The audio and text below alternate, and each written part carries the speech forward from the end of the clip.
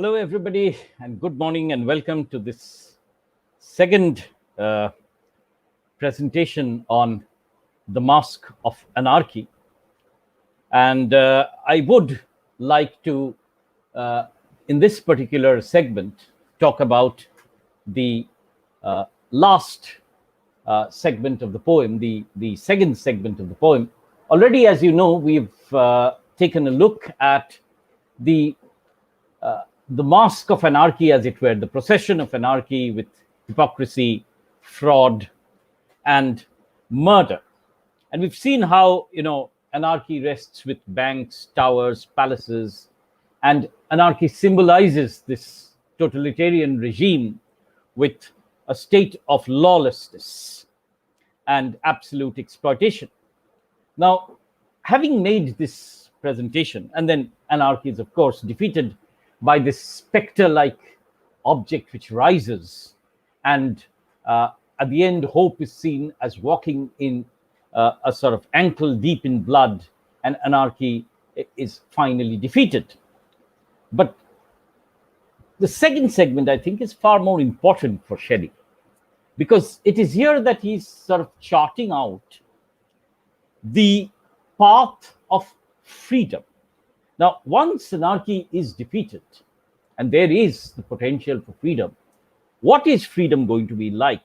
What is the component, or what are the components of freedom, and how is it to be sort of protected? And what is going to be the manner of resistance is what Shelley seeks to bring in the second part of the Mask of Anarchy. So it is without further ado then that I would like to present my my screen here, and we will take a look at the text while we discuss the poem proper. So this is the Mask of Anarchy here, and we will come back to the point that where we had left the lecture at.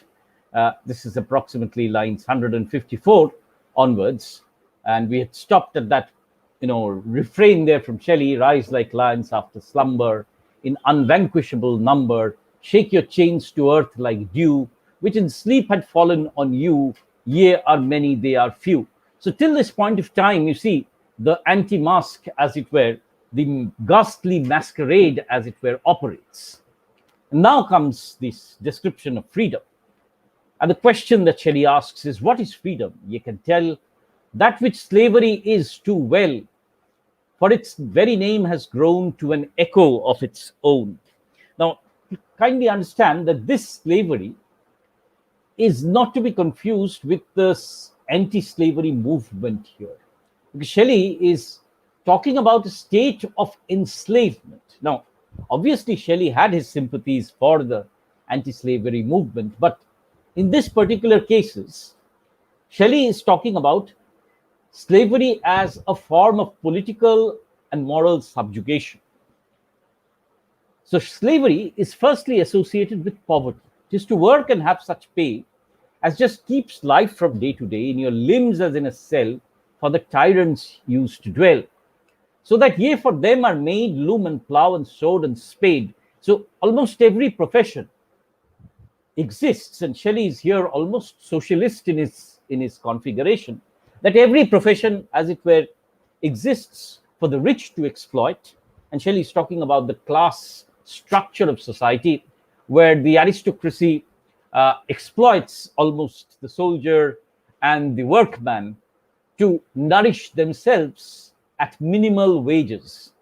Now, one of the important movements, as you obviously know, apart from the sort of adult franchise movement, was also the reform in the industrial sector, and how wages should have been raised. And so Shelley is pleading for this, as to how a mere subsistent wage has been paid and the rich are exploiting the poor. Just to see your children weak with their mother's pine and peak, when the winter winds are bleak, they are dying whilst I speak. And you can see the ballad form here operating in Shelley's verse. Therefore, that kind of pulsating rhythm the force, the ballad meter provides that force to the poem, right, of its intensity. 'Tis to let the ghost of gold take from toil a thousandfold, more than ever its substance could in the tyrannies of old. So Shelley's suggesting that this present state of exploitation, with industrialization, with the movement towards more and more factory production, is something which is even worse than the earlier tyranny. Paper coin, and that's very interesting because this is the time when paper currency was being introduced in England, and Shelley and a lot of others saw paper currency as only a tool for the aristocratic and the business class, so that the debt of paper currency, paper currencies, of course, you will understand that when you hold the note in your hand, a banknote, the governor promises or the government promises to pay you that much amount of gold, right? So Shelley is suggesting that when there's a movement to paper currency, it's only in the service of capitalism, the aristocracy and the businessmen and the people who run the industry, who are sort of piling up debt on the people. Paper coin, that forgery of the title deeds which they hold on to something of the worth of the inheritance of the earth. 'Tis to be a slave in soul, and to hold no strong control over your own wills, but be all that others make of ye. So there's no selfhood in slavery. The self is, as it were, dictated to and formed by others. Therefore, there's no agency or the power to act. Now, you see how poverty and democracy are, as it were, being related by Shelley. The person who has no right to vote also has no right in the decision making process, and therefore is emasculated and disempowered. So Shelley is talking about the empowerment of the poor. And at length, when he yet complained with a murmur weak and vain, 'tis to see the tyrant's crew rise over your wives and you, blood is on the grass like dew. So it's a totally oppressive system that quells all dissidents with violence. And then the question remains, if this is the case, when there is violence, what does one do? What is the form of protest? Then it is to feel revenge, fiercely thirsting to exchange blood for blood and wrong for wrong. Do not thus when ye are strong. So Shelley is clearly suggesting that violence is not the answer to this kind of a revenge, to this kind of a sort of exploitation. Now, obviously, the historical background of this violent movement is, of course, the French Revolution and the way in which, the entire question of liberty was trampled upon by the specter of violence, so that the revolution died an untimely death. So Shelley suggests blood for blood and wrong for wrong. Do not thus when ye are strong. It's interesting, there's a paradox here, that even when the people are being exploited, if they act in violence, then they are wrong. But they are strong at this moment because they are many. Ye are many, they are few. Birds find rest in narrow nest when weary of their winged quest. Beasts find fare in woody lair when storm and snow are in the air.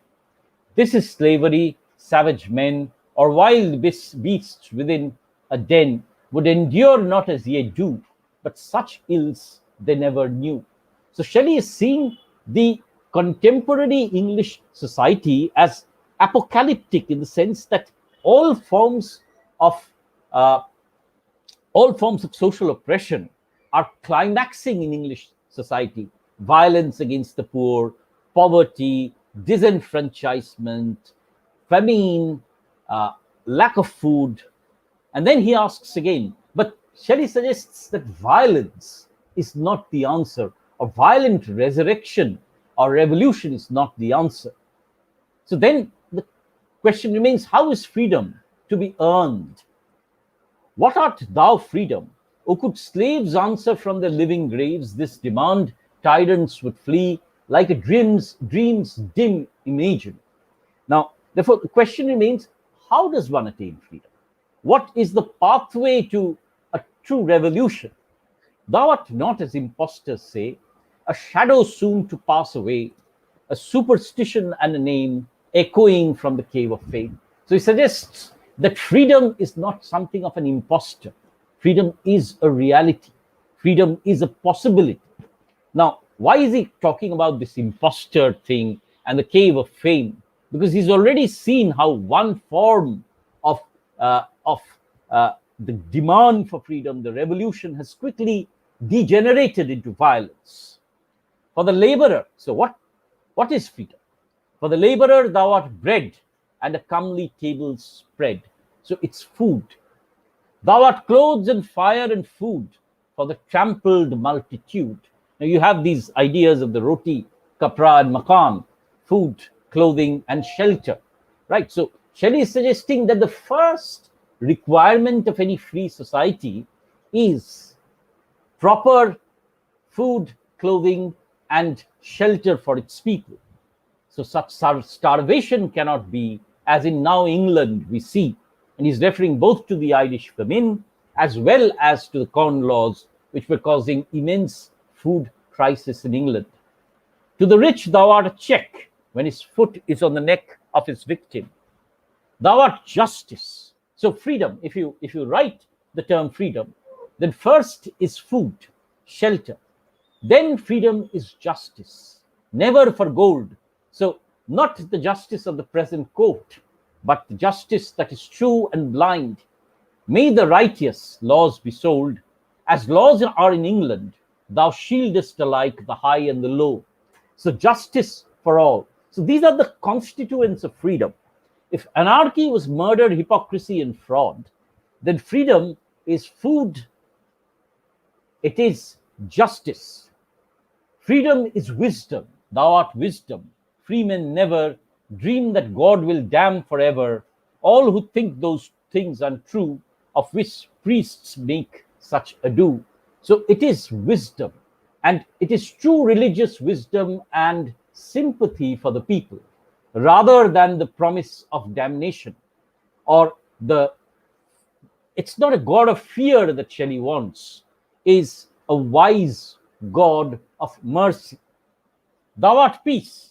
So once again, food, justice, wisdom, and peace. Never by thee would blood and treasure wasted be, as tyrants wasted them all, when leagued to quench thy flame in gall. So peace, a condition of non-warfare, non-violence. What if England, toil and blood, was poured forth even as flood? It availed no liberty to dim, but not extinguish thee. So, freedom is also peace with the neighboring countries. Thou art love, the rich have kissed thy feet. Give their substance to the free, and through the rough world follow thee. So love and charity. So freedom is love and charity, mercy for the people, and science, poetry, and thought. So freedom is also marked by the presence of science, poetry, and thought. And I'll come to this at the end of today's discussion. Why does Shelley say that, science, poetry, and ideas, thought here is philosophy, right?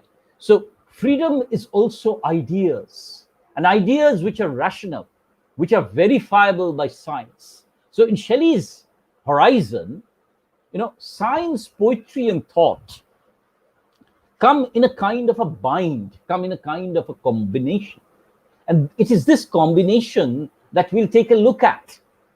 Also, when we read the poem Skylark, To the Cloud, those of you who had this poem in your high secondary years will remember how Shelley talks about this cloud cycle, the water cycle, as a cycle of ideas, of crisis, revolution, and then the cooling down of the earth, as it were.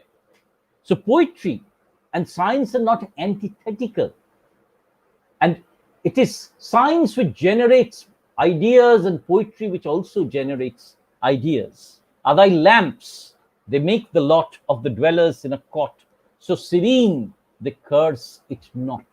So Shelley's freedom is also marked by knowledge, wisdom, spirit, patience, gentleness. So, see, these are the attributes of freedom that earth is proposing. All that can adorn and bless art thou. Let deeds, not word, express thine exceeding loveliness. So, freedom is that utopia towards which this poem is moving. And how can that freedom be attained from violence and anarchy? So, this is Shelley's proposal. Let a great assembly be of the fearless and the free on some spot of English ground where the plains stretch wide around. So, regardless of class or caste or gender, let there be a gathering of all people who are freedom oriented. Let the blue sky overhead, but also notice that Shelley's, concept of freedom is also marked by a kind of an Englishness, right? So he's talking about, freedom as rooted within England, within the spirit of England, as it were. Let the blue sky overhead, the green earth on which ye tread, all that must eternal be, witness the solemnity.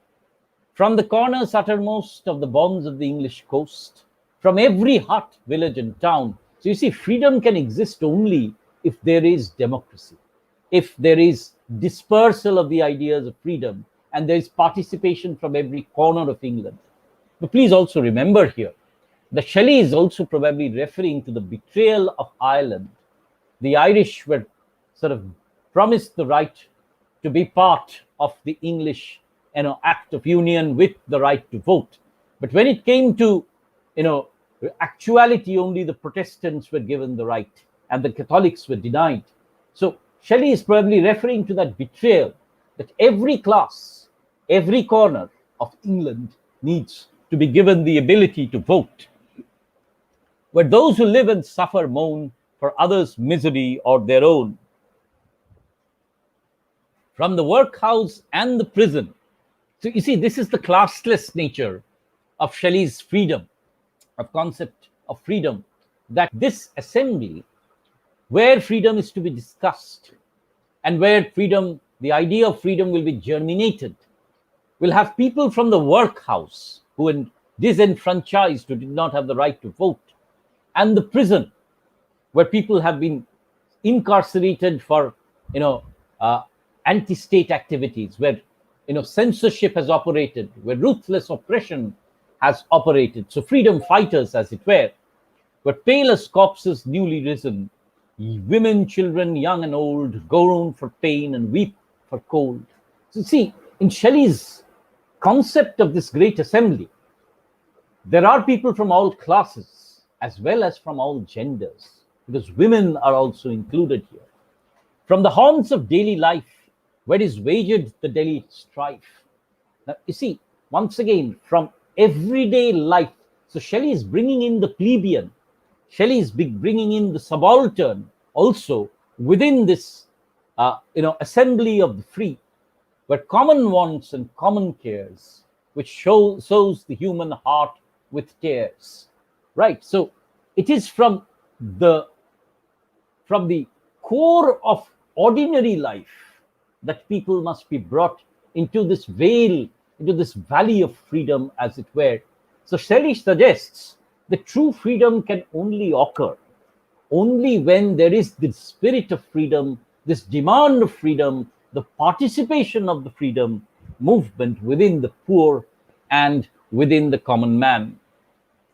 Lastly, from the palaces, where the murmur of distress echoes like the distant sound, those prison halls of wealth and fashion, where some few feel such compassion.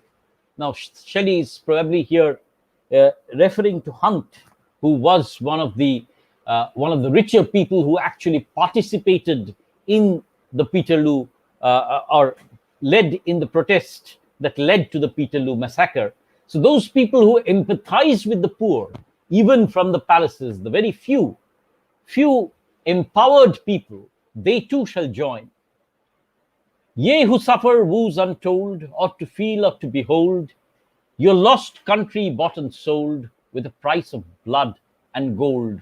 So Shelley is always linking this. There's one dichotomy here, because Shelley is talking about the concept of freedom in a grander sense, in a broader sense. But here and there, he will periodically go back to his England and suggest that England can only be truly free if these steps are taken. Be your strong and simple words, keen to wound as sharpened swords. So Shelley has realized the power of language and speech, in the act of freedom. So words, pamphlets, literature, poetry, speeches, they are an integral and constituent feature of this demand for freedom. And these are sharper swords than those which are thrust into the bodies of the protesters. So Shelley is looking at poetry, language, and protest, and he's suggesting that true freedom can only exist when there is a language and a literature of protest. And wide as targes let them be, with their shades to cover, yea, let the tyrant pour around with a quick and startling sound, like the loosening of a sea, troops of armed emblazonry.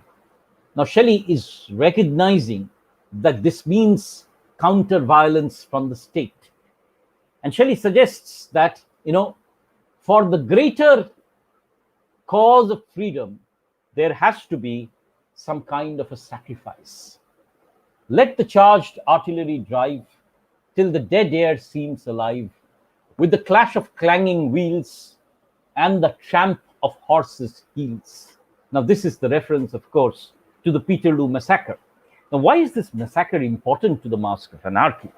Because Shelley sees the massacre not as an end, but a beginning.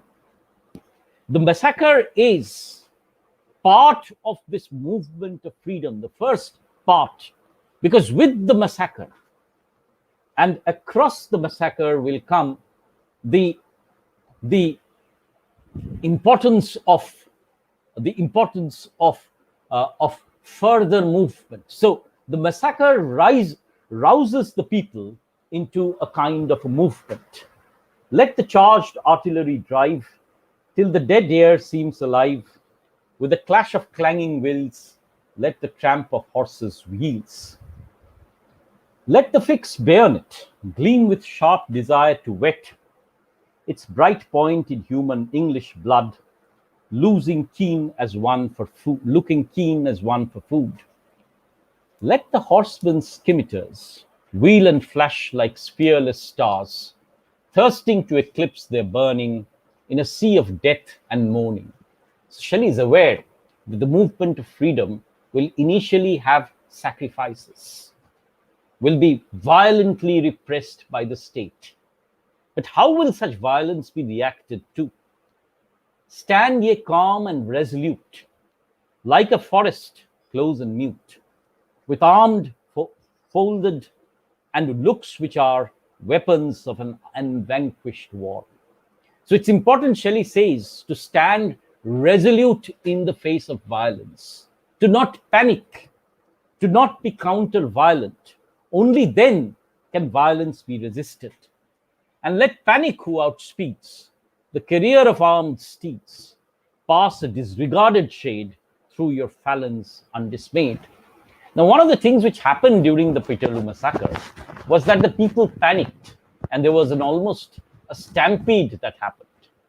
Shelley suggests that in a true movement, non-violent movement, people will stand resolute against the violence and bear its brunt. Let the laws of your land. So how will you take recourse? You will take recourse in the laws of the land where the unarmed can't be violently held against. Good or ill, between ye stand, hand to hand and foot to foot, arbiters of the dispute. So Shelley is suggesting that there are two kinds of laws. One is the law of the land, where charging and unarmed people is illegal. But as we have seen in the Peterloo Massacre, when the people, when there was no action brought against the soldiers, or for that matter, if you compare this with the Amritsar massacre, the sort of massacre that took place in 1919, then even General Dyer was actually rewarded for massacring the people. So, but Shelley is suggesting that the laws of the land, they too will come into operation and we'll have to keep to them. So we'll not take law into our own hands, as it were. The old laws of England, and England was seen as the seat of liberty, if you remember, they whose reverend heads are aged with grey, children of a wiser day, and whose solemn voice must be thine own echo, liberty. So he's suggesting that instead of taking the law in our own hands and perpetrating a counter violence and panicking, the first recourse should be to go back to the laws of liberty that are enshrined in the Constitution. On those who first should violate such sacred heralds in the state, rest the blood that must ensue, and it will not rest on you. So he's suggesting that let not the blood rest on you. Let not the cause of bloodshed be ascribed to you, the people. Let that be on the authorities. And if then the tyrants dare, let them ride among you there, slash and stab and maim and hew, what they like, that let them do. So Shelley is here suggesting that if the perpetrators violate the law, then let them do that, and let us also take recourse to the law rather than perpetrate violence. Even after that, if the state is violent towards us, then resist the violence with non-violence, with folded arms and steady eyes, and little fear and less surprise. Look upon them as they slay till their rage has died away. So he's suggesting a concept of a passive resistance, that let us not be violent with them. Let them be violent upon us. And what will be the result? Then they will return with shame to the place from which they came, and the blood thus shed will speak in hot blushes on their cheek. So the weapon that Shelley uses is first be resolute, then take recourse to the law, and thirdly, shame the attackers. Because if you do not resist, then they will be so shamed that they will retire to their places. And so he's falling back not upon legal law here, but he's falling back upon moral law, right?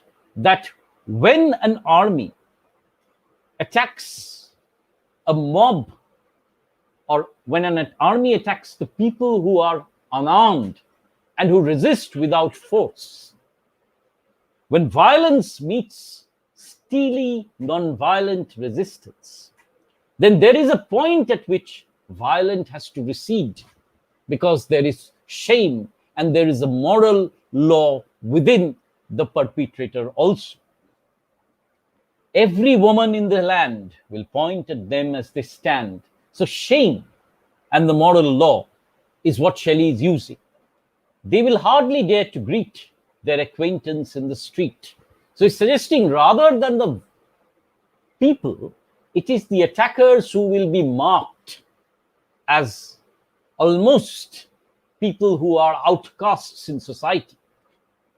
And the bold true warriors who have hugged danger in wars will turn to those who would be free, ashamed of such base company. And that slaughter to the nation shall steam up like inspiration, eloquent, oracular, a volcano heard afar. This is suggesting that this moment, this Peterloo Massacre or the Jallianwala Bagh Massacre, will become, catastrophic events that will shame the authorities, that will become, seeds of protest through which the people will rise in non-violent protest against these people, and they will then promote movements of freedom.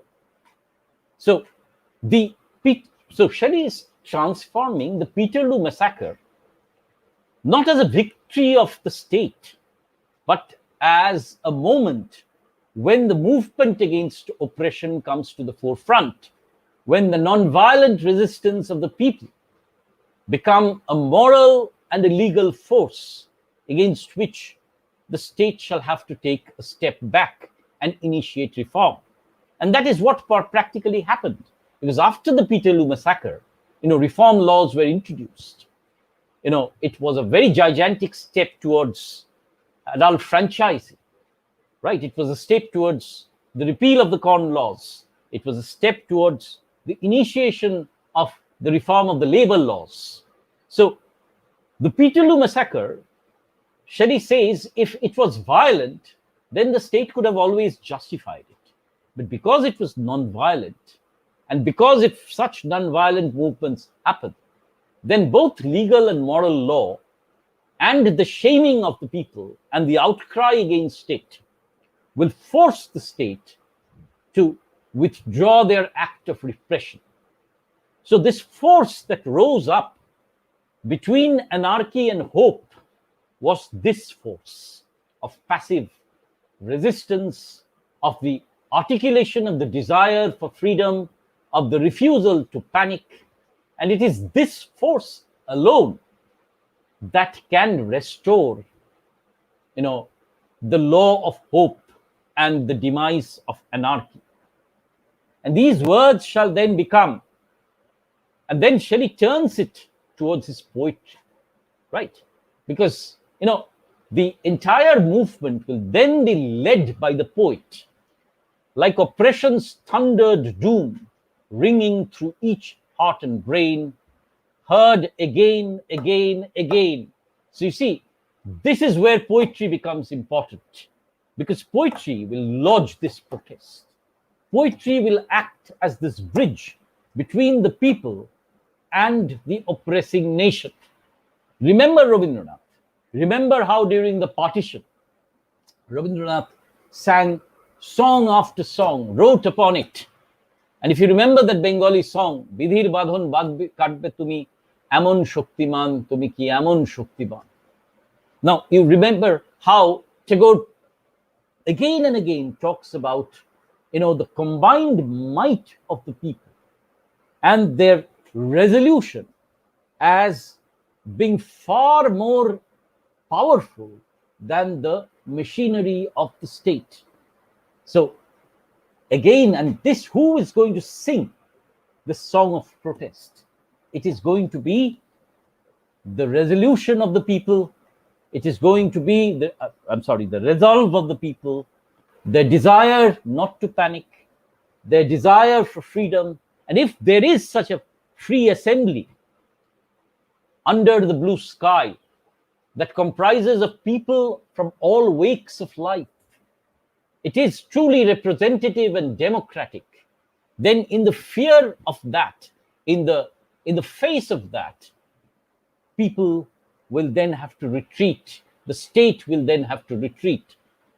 Take the Nundigram incident, for example, when the combined mass of people protested against the death of so many peasants, then the state had to take a step back. Right? Take the black movement, for example. When in a body they protested, it is then that the white oppressive state had to take a step back and initiate reform. Take, for example, the South African movement against apartheid, when the people protested in a non-violent manner, with resolution, with resolve. It is then that the South African state, a state of apartheid, had to be taken back. And very importantly, think about Gandhiji and the way in which he regimented this concept of non-violence and non-violent protest. It is there that the colonial state had to take a step back, because they realized that they could not meet violence with violence. They could not meet this non-violence and the passive resistance at every step with the violent machinery of the state. So once again, that movement, freedom, is ensured only when there is the participation from all wakes of life. And therefore comes back the refrain which ends the poem: rise like lions after slumber, in unvanquishable number. Once again, it's not one or two people who's rising against oppression, but the might of the people. Shake your chains to earth like dew. So shake off your chains, which in sleep had fallen on you. Do not accept tyranny any longer. Do not accept the status quo as something which is given. Resist it. Rise against it. Ye are many, they are few. See, we had seen this once again in the middle of the poem. Rise like lions after slumber, in unvanquishable number. Shake your chains to earth like dew, which in sleep had fallen on you. Ye are many, they are few. What Shelley has done effectively is he's divided this poem into two segments. In the first, he talks about the immediate Peterloo Massacre, the anti-mask of anarchy, as it were, murder, hypocrisy, and fraud, and the collapse of anarchy. By this force that suddenly rises, by this blinding light and the column of light that rises between anarchy and hope. And then he defines this concept of freedom. How can this freedom, what is a state of non-freedom? What is freedom marked by? Freedom is then marked by food, justice, wisdom, peace, love, science, poetry, and thought. And this freedom has to be participated in by all classes of society, all genders of society. It is only then that is an inclusive freedom, one. Then that freedom will organize the people into non-violent protest. For this non-violent protest, initially there will be some death, some violence, some suffering. But that moment of suffering will act as a trigger which brings the people together.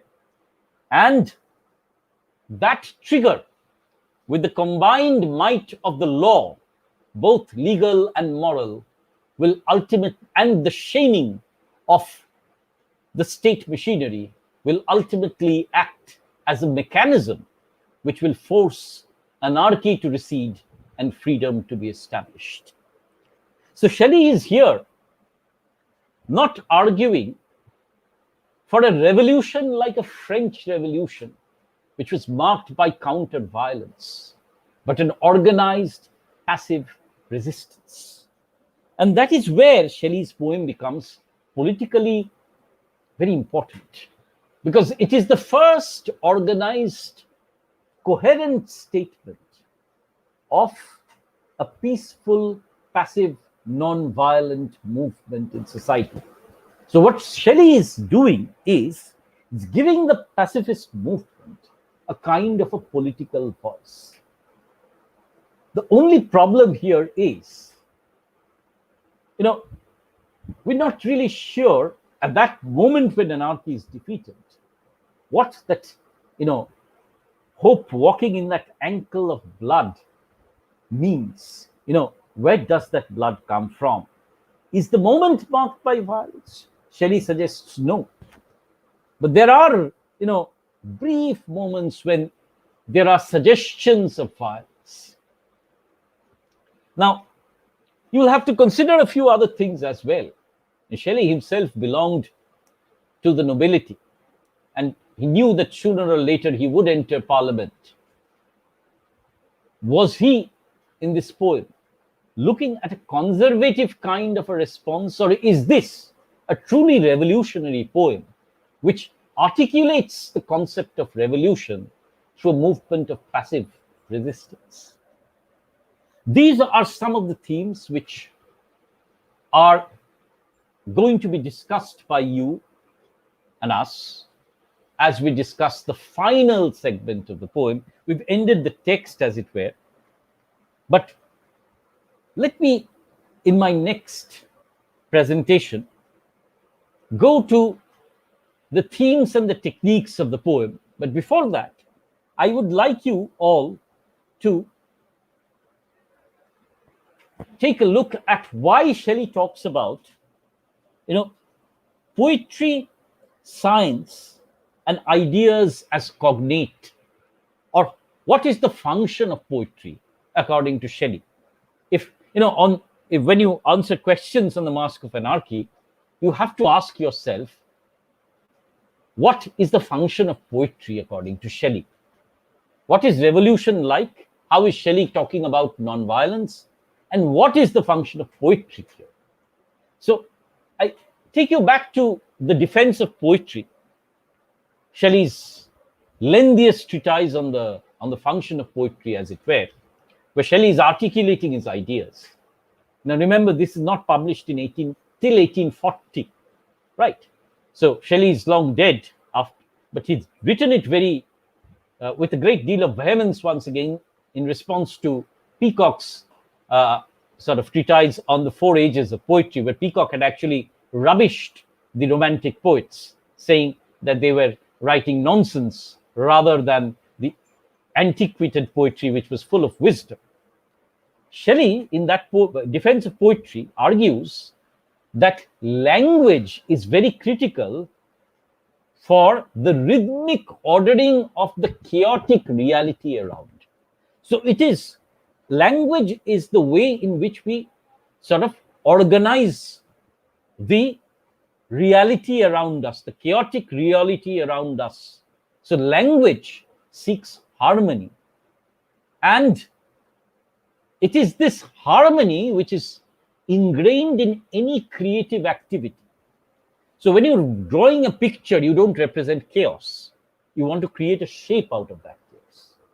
So also, poetry is organized language, so that there's a rhythm and there's a coherence of ideas. And every man, he says, in the infancy of art observes an order. And it is this order through which, Shelley says, that we have delight in poetry.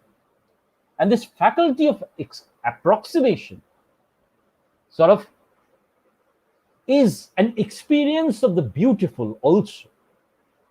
And therefore, the ability to harmonize and the ability to organize is found in excess in the poets. And he suggests that it is the poets who can organize the chaos, see through the chaos in society. So the Peterloo Massacre is a chaos that has happened. But it is Shelley the poet who can see through that the Peterloo Massacre is not an apocalypse, but it is actually the true beginning of a mass movement, of a potential mass movement, which can be organized through non-violence into the overthrow of tyranny and the establishment of freedom. So this, and Shelley suggests that only the poet has the ability to organize this into language which is expressive and therefore can move the audience. Very important that not everybody can see through this one, and not everybody can communicate this. So the poet is the one who communicates, who can see through the idea. So he's a prophet as well as somebody who can communicate this to the audience. So poets are not only the authors of music and of dance and architecture, they are the institutor of laws and founders of civil society. Social and linguistic order are not the sole products of the rational faculty, as language reveals the before unapprehended relations of things and perpetuates their apprehension. So it is the poet who can bring that vision. It is the poet who can talk about the light between anarchy and hope, and the poet who can talk about the potential utopia of freedom coming after the apocalypse of anarchy. So it is here that Shelley suggests that poets are the unacknowledged legislators of the world who are aware of the profound ambiguity inherent in linguistic meanings. And this is the instrument of intellectual freedom and a vehicle for potential political and social subjugation. So the poet has this capacity to protest. The poet has this capacity to see through things and to express himself. Right. So it is here, therefore, that the role of the poet in Shelley becomes fundamentally important for all of us. Now, it is with that, therefore, that I have stopped sharing my screen. But you see, what we have remaining in tomorrow's presentation will be a discussion of the various features of the Mask of Anarchy. And also, I will take a look at how Shelley uses the form of the mask, what are the political ideas that he's talking about, and what is the way in which, and what is the afterlife of the poem, or how has the poem actually sort of generated a lot of ideas, as it were, and how has this poem influenced, most importantly, both Gandhiji and Rabindranath in our case, as well as Martin Luther King Jr. But before I close today's presentation, I would like to just offer a small, tribute to Shankar Ghosh through Shelley. You are, of course, aware that Shankar Ghosh, the noted Bengali poet and a voice of protest, passed away yesterday. So let me just very quickly share one poem of Shankar Ghosh with you. This is in Bangla, of course, and I'll translate as I go. He writes, this poem is titled Shabinaya Nivedon. আমি তো তোমার শপথ রেখেছি অক্ষরে অক্ষরে, যারা প্রতিবাদী তাদের জীবন দিয়েছি নরক করে. So I have kept your promise to the word. Those who have protested, their lives I have made a living hell. দাপিয়ে বেড়াবে আমাদের দল, অন্যে কবে না কথা, বজ্র কঠিন রাজ্য শাসনে, সেটাই স্বাভাবিক কথা.